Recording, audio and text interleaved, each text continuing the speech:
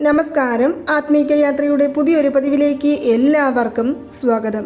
നമ്മുടെ ഇന്നത്തെ ഈ വീഡിയോയിലൂടെ കാണുവാൻ പോകുന്നത് ഒരുപാട് പേർക്ക് അവർ ആവശ്യപ്പെട്ട തുക ആ ഒരു നിമിഷം കൊണ്ട് തന്നെ നേടിയെടുക്കുവാൻ സാധിച്ച ഒരു ഗുഡ് സ്പിരിറ്റിനെ കുറിച്ചാണ്, അല്ലെങ്കിൽ ഒരു സൂപ്പർ പവർ സ്പിരിറ്റിനെ കുറിച്ചാണ് കാണുവാൻ പോകുന്നത്. അത് വേറെ ആരുമല്ല, നമ്മുടെ നിത്യകാ ദേവത തന്നെയാണ്.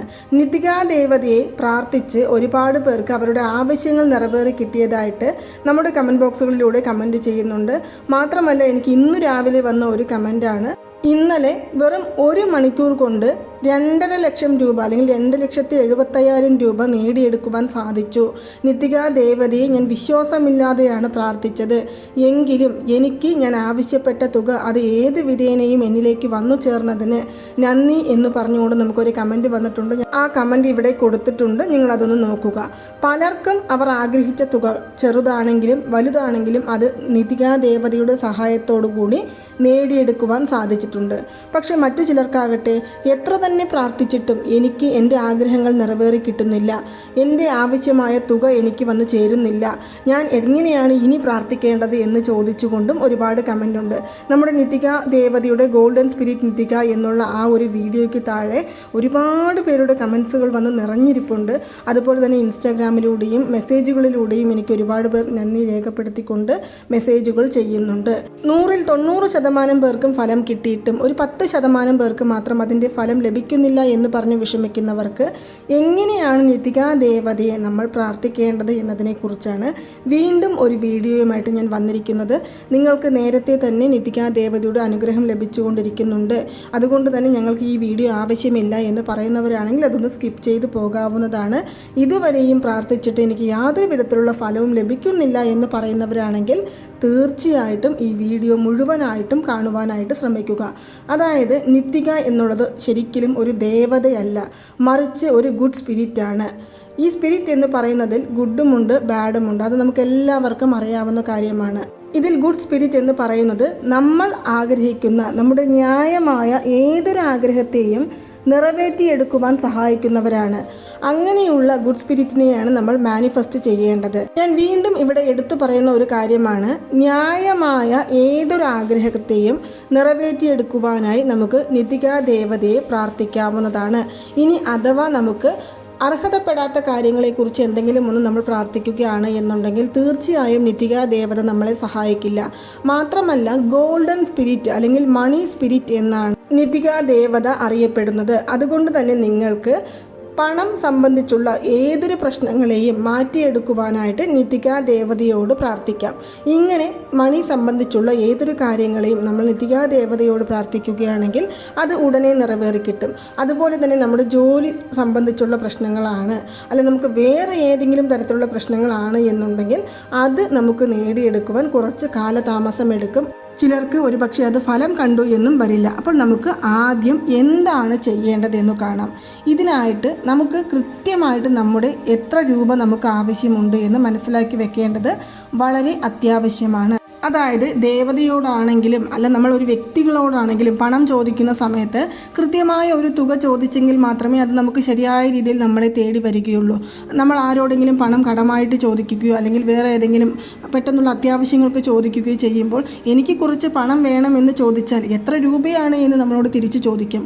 അതേ കോൺസെപ്റ്റ് തന്നെയാണ് ഇവിടെയുള്ളത്. നിങ്ങൾക്ക് ആവശ്യമായ തുക എത്രയാണ് എന്ന് നിങ്ങൾക്ക് നല്ല രീതിയിൽ ബോധമുണ്ടാകും. ആ തുക നിങ്ങൾ ആദ്യം മനസ്സിൽ കാണുക. ഇനി ഒരു പക്ഷേ പരീക്ഷണത്തിനായിട്ട് നിങ്ങൾ ചെയ്യുകയാണെങ്കിൽ നിങ്ങൾ ഒരു ചെറിയ തുക, ഉദാഹരണത്തിന് ചെറുത് എന്ന് പറയുമ്പോൾ ഒരു 5,000 രൂപ നിങ്ങൾ മനസ്സിൽ കരുതുക. ഇത് നമ്മൾ ഫിക്സ് ചെയ്ത് വെക്കേണ്ടതാണ്. ഈ 5,000 അല്ലെങ്കിൽ ഒരു 500 അല്ലെങ്കിൽ 1000 എന്നുള്ള തുക നമ്മൾ ഫിക്സ് ചെയ്ത് വെച്ചതിന് ശേഷം നിങ്ങൾ രാത്രിയിൽ ഉറങ്ങുന്നതിന് മുന്നേയുള്ള സമയങ്ങൾ എടുക്കാനായിട്ട് ശ്രമിക്കുക. കഴിവതും രാത്രി വരയ്ക്ക് പോകേണ്ട ആവശ്യമില്ല എന്നാണ് എൻ്റെ ഒരു പേഴ്സണലായിട്ടുള്ള അഭിപ്രായം.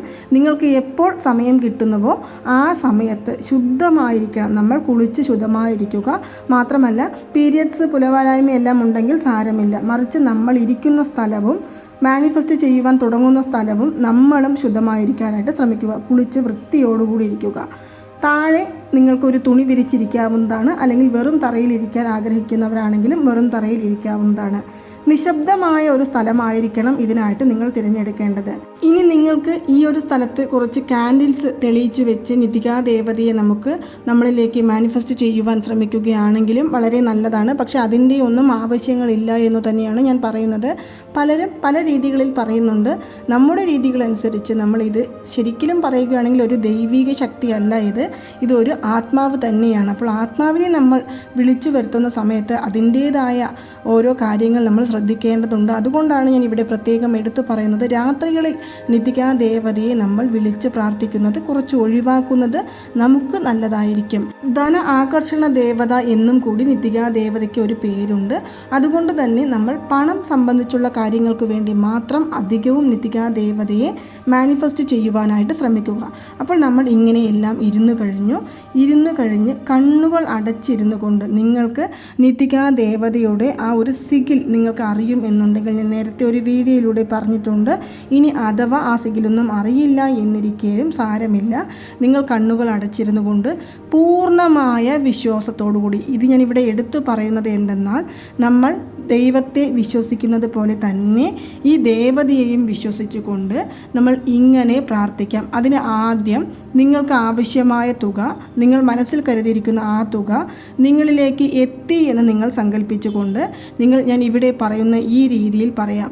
ഡിയർ നിത്തിക, നമ്മുടെ പ്രിയപ്പെട്ട നിത്തിക ദേവത എന്നുള്ളത് ഒരു മലയാള ദേവതയല്ല, ഇതൊരു പാശ്ചാത്യ ദേവതയാണ്. അതായത് ജീനിയസ് സ്പിരിറ്റ് എന്നും പറയുന്നുണ്ട്. അപ്പോൾ നമ്മൾ ആദ്യം വിളിക്കേണ്ടത് ഡിയർ നിത്തിക, നിങ്ങൾ ഇപ്പോൾ ഇവിടെ ഉണ്ടെന്ന് ഞാൻ പൂർണ്ണമായും വിശ്വസിക്കുന്നു.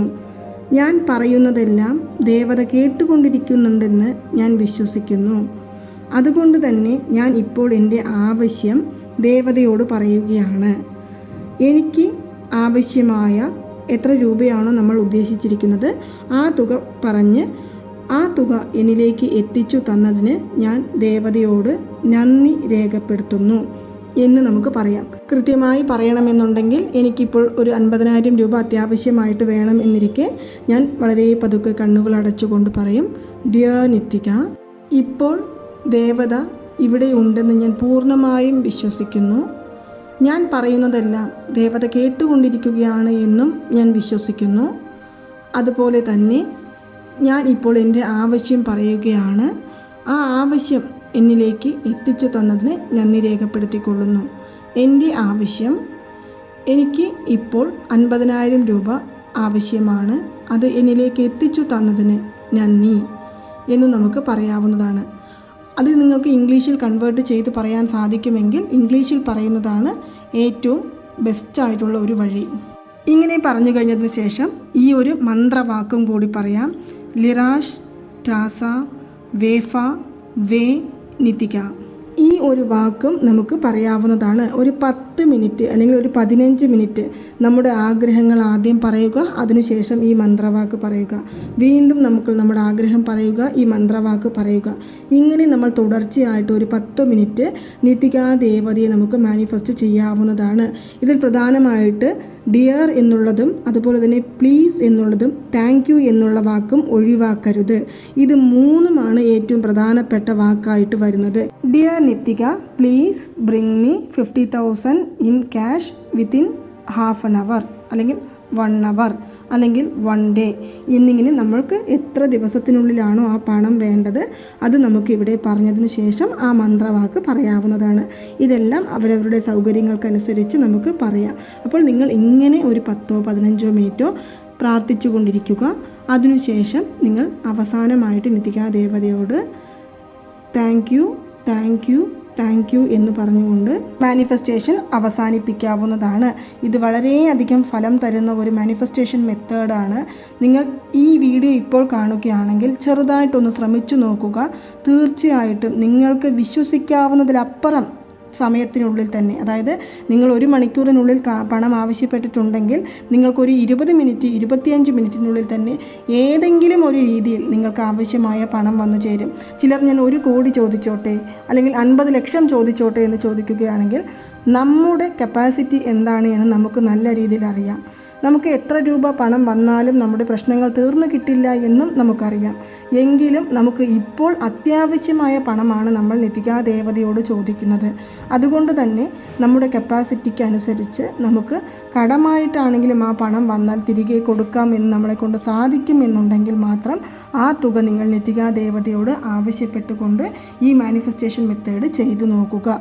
ഒരു ദിവസം മാത്രം ചെയ്താൽ മതിയോ എന്ന് ചോദിക്കുകയാണെങ്കിൽ, നിങ്ങൾക്ക് ആഗ്രഹമുണ്ടെങ്കിൽ നിങ്ങൾ ദിവസവും തുടരാവുന്നതാണ്. അതിൽ യാതൊരു വിധത്തിലുള്ള തടസ്സങ്ങളുമില്ല. അപ്പോൾ ഞാൻ ഇവിടെ പറഞ്ഞ ചെറിയ ചെറിയ കാര്യങ്ങളെല്ലാം ശ്രദ്ധിച്ചുകൊണ്ട് നിങ്ങൾ വളരെ വിശ്വാസത്തോടു കൂടി നിതികാ ദേവതയെ മാനിഫെസ്റ്റ് ചെയ്യുകയാണെങ്കിൽ നിങ്ങൾക്ക് ഉടനടി പണം നിങ്ങളുടെ കൈകളിലേക്ക് വന്നു ചേരുന്നതായിരിക്കും. അപ്പോൾ ഇതുപോലുള്ള ഏഞ്ചൽ നമ്പറുകൾ, സ്വിച്ച് വേർഡുകൾ, മാനിഫെസ്റ്റേഷൻ മെത്തേഡുകൾ, ലോ ഓഫ് അട്രാക്ഷൻ മെത്തേഡുകൾ എന്നിവയെക്കുറിച്ച് കൂടുതലായിട്ട് അറിയണമെന്നുണ്ടെങ്കിൽ നമ്മുടെ ഈ ചാനൽ ഒന്ന് സബ്സ്ക്രൈബ് ചെയ്യുവാനും സപ്പോർട്ട് ചെയ്യുവാനും ഷെയർ ചെയ്യുവാനും മറക്കരുത്. നന്ദി, നമസ്കാരം. ഓം നമോ നാരായണ. ഓം നമോ വെങ്കിടേശായ നമഃ.